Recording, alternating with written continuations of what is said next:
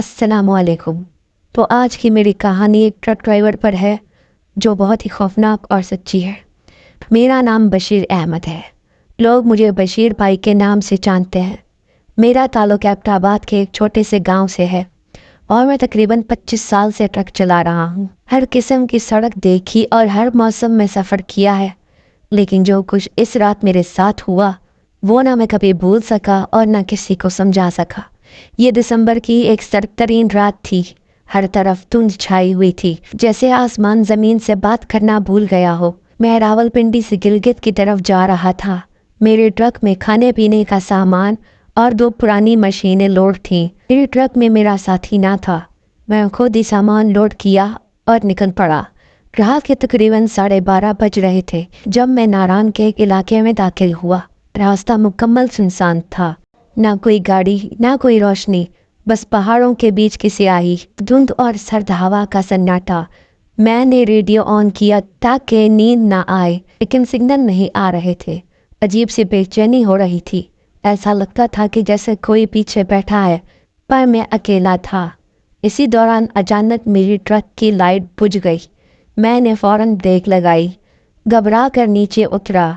लाइटें, battery, tyre सब कुछ चेक किए, कोई खराबी नजर नहीं आई। इतने में पीछे से किसी ने धीरे से आवाज दी, वापस चले जाओ, ये तुम्हारी जगह नहीं। मैं फौरन पलटा, लेकिन वहाँ कोई नहीं था। दिल जोर जोर से धड़कने लगा। मैंने खुद को तसल्ली दी, शायद थकावट की वजह से वहम हो रहा हो, मगर दिल ना मानने को तैयार था। जैसे ही मैं दोबारा ट्रक में बैठा, मैंने देखा सामने सड़क पर एक औरत खड़ी है। वो सफ़ेद लिबास में थी। इसके बाल खुले हुए थे और सर झुका हुआ था। वो एकदम खामोश, बेहरकत खड़ी थी। मैंने हॉर्न दिया, फिर जोर से चीखा, मगर ना हिली ना डुली। मैंने पीछे हटने की कोशिश की, लेकिन गेट जाम हो गया। इसीलिए मैं वो औरत आहिस्ता आहिस्ता मेरे करीब आने लगी। मैं कांपने लगा। मैंने फ़ौरन कुरान मजीद के कुछ आयत याद की और पढ़ना शुरू हो गया। अऊज़ु बिल्लाहि मिनश शैतानिर रजीम। अचानक वो औरत गायब हो गई, जैसे कभी थी ही नहीं। मैंने इंजन स्टार्ट किया, गाड़ी चली, लेकिन दिल अभी तक सुन था। जैसे ही मैं अगले मोड़ पर मुड़ा, वो औरत फिर नजर आई, लेकिन अब की बार वो ट्रक के बीच सड़क पर बैठी हुई थी। हाथों में एक छोटा बच्चा था, मगर उसके चेहरा नजर नहीं आ रहा था। मैंने जोर से ब्रेक मारी, ट्रक रुक गया। मैं हिम्मत करके नीचे उतरा।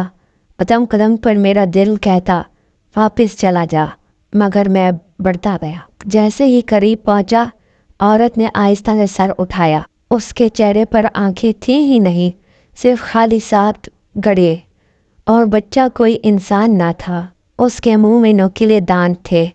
मैं चीख मार कर पीछे हटा, भागा और ट्रक में जा बैठा। इंजन स्टार्ट किया और जो मुमकिन हुआ रफ्तार बढ़ाई और बस भागता गया। पीछे देखने की हिम्मत ना हुई। जब फजर का वक्त हुआ, धुंध छूटने लगी और मैं एक छोटे से गांव के करीब पहुंचा। वहाँ एक दरबार था। मैं सीधा वहाँ गया।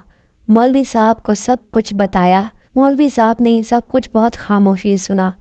फिर बोले, बेटा, तुम जिस जगह से गुजरे हो वो जिन्नात की वादी कहलाती है। वहाँ रात में किसी इंसान को जाना मना है। तुम खुश नसीब हो के कुरान पढ़ते रहे, वरना शायद जान से भी हार सकते थे।